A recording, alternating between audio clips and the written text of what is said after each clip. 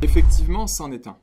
D'abord, et là, sans se restreindre aux organismes de sécurité sociale, les partenaires sociaux s'interrogent aujourd'hui sur l'avenir du paritarisme. En témoigne l'accord national interprofessionnel du 12 avril 2022 sur ce sujet.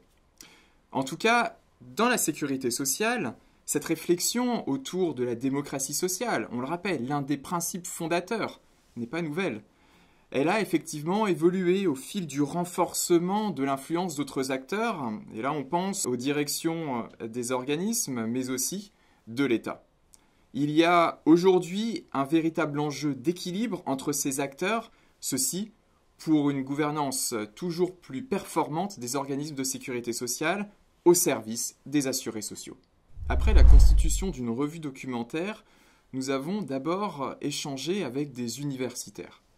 Dans un deuxième temps, nous sommes entretenus avec des présidents et des directeurs d'organismes de sécurité sociale que nous avons également interrogés à travers un questionnaire.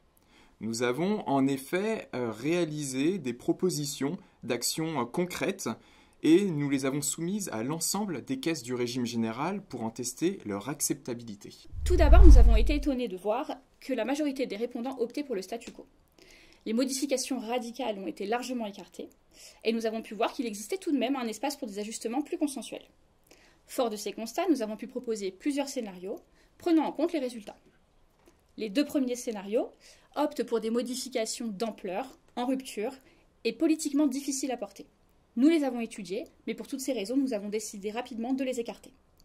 Les deux autres scénarios optent pour des modifications a priori plus consensuelles, tout en permettant une amélioration réelle de la gouvernance de la sécurité sociale.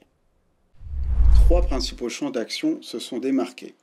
En premier lieu, des évolutions sur les compétences et le fonctionnement des conseils d'administration, point sans doute le plus sensible, apparaissent réalisables dans une certaine mesure. Un exemple, la mise en place d'un outil de gestion commun au conseil d'administration sur le modèle de l'applicatif Agora déployé en URSSAF. Ensuite, l'amélioration de la formation des administrateurs est souhaitée de manière quasi unanime. La construction d'une formation institutionnelle obligatoire est envisagée.